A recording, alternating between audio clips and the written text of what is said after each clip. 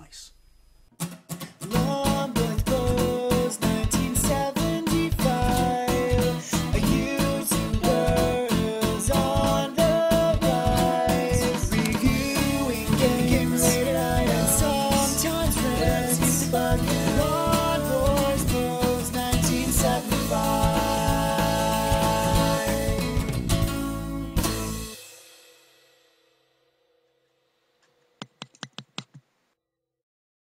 Hey YouTube, Longboys Post 1975.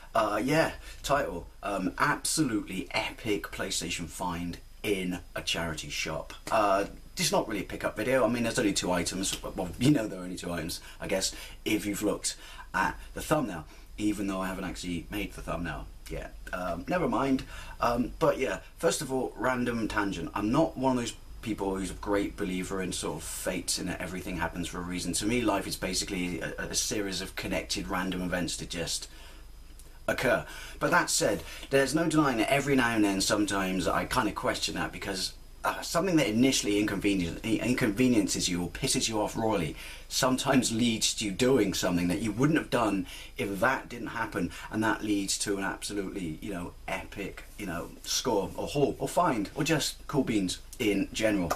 So I had to go downtown to do sort of like banking stuff, and when I came out there was like a delivery truck blocking the entire car park because apparently his delivery was more important than the 35 odd cars that were parked there. And I was like, oh fuck's sake, like really, seriously?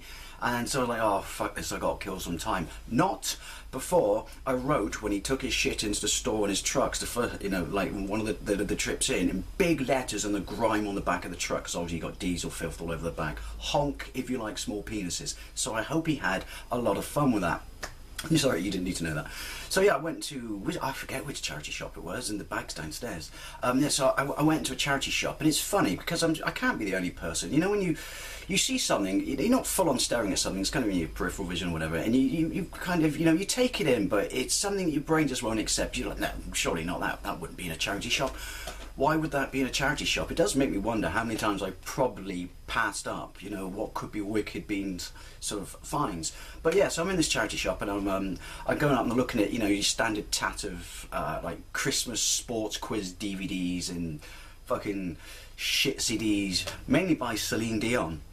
And yeah, so I'm looking through them, and then I just saw these 2 bad boys next to each other. Obviously the same person must have bought them in, you know, just too random, and I couldn't believe it. A big shaft of light came down from up above, you know, and yeah, I was just like, are you shitting me? I even tapped them in case they, like, I was having some sort of massive hallucination, or, you know, my brain was failing. Yeah, never mind, I'll learn to talk properly in a minute. Yeah, they were on the shelf next to each other like that. Final Fantasy 7 and Final Fantasy 8. Now, I paid a £5 for each of these. I don't know what they're worth, I don't know what they go for, I don't even know if they're rare these days. They're the black discs ones, and they're not the ones with the silver budget sort of PlayStation label on. All I know was Cash Converters had them a couple of weeks ago, and they wanted, I think they wanted 20 quid for the pair, and as much as I want specifically one of these more than the other, I wasn't going to pay 20 quid for them. So the fact that I basically paid a tenner for these, I mean, and it went to charity, everyone wins, was, yeah, absolutely wicked cool, you know, biscuits and shit. Now, those of you with a good memory or watch my videos a lot know that, hang on a minute, Dave, you don't like role-playing games. I don't like role-playing games. I wouldn't go as far as to say I loathe them, and there's nothing wrong with you if you do like them. They just don't float my boat. But that said, there are 2 role-playing games I've played in their entirety and completed. One is on my Mega Drive shelf over there, and it's Pierre Solar.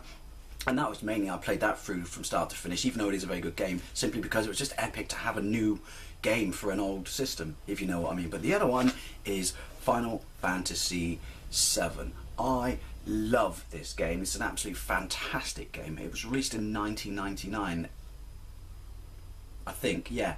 Well, that's when I got it, I think. I got it for Christmas that year, and even though I didn't like role-playing games then, I do remember the hype surrounding this game, and obviously it was the first time Final Fantasy was coming to the PlayStation, because it was the preserve of Nintendo, wasn't it, before this, and every magazine was shitting their pants over this, so I got it for Christmas, and I loved it, I adored it. I even enjoyed the random battles, and that's, I fucking hate random battles. That's the main reason I don't like RPGs, to be perfectly honest. Yeah, I absolutely love this game, so picking it up for a £5 was just So cool. All 3 discs are in there. All 3 discs are pretty, you know, spankaroony and on the money. There are no instructions, but what are you going to do? It was a £5, so I'm really looking forward into cracking into this bad boy. As I said, I loved and adored this game. Everything about it, epic story, you know, the stylized graphics, switching between somewhat serious to kind of chunky cartoon, the brilliant, beautiful rendered backgrounds, and absolutely fantastic music. So yeah, that was, oh, that's just fucking amazing. And then there's Final Fantasy VIII, which I didn't complete. I think I played about 1/3 of the way through and gave up on it. I don't know what it was. I remember being massively stuck in a very hard place that I just, you know, didn't find enjoyable. Yeah, never mind. But I do remember what I did when I was playing through, you know, the first third of it. What I did enjoy about it was I prefer, I'm going to get controversial for this, I prefer the more sort of serious graphics in this, you know, they're more realistic, I should say, and the cutscenes in this are, I mean, holy shit, the cutscenes in this look absolutely fantastic. They're breathtaking. I mean, a £5 for this just to experience the cutscenes alone is well worth the money for me, and especially since, again, it goes to charity. This bad boy's 4 discs. I don't remember it being 4 discs. Again, there are no instructions with it, but like I said, what are you going to do for a £5? All the discs are, I just love the artwork on the disc as well, it's so simple.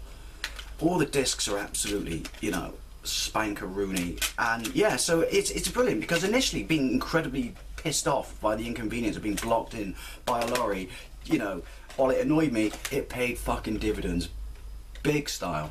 So yeah, epic find in a charity shop, Final Fantasy VII and Final Fantasy VIII.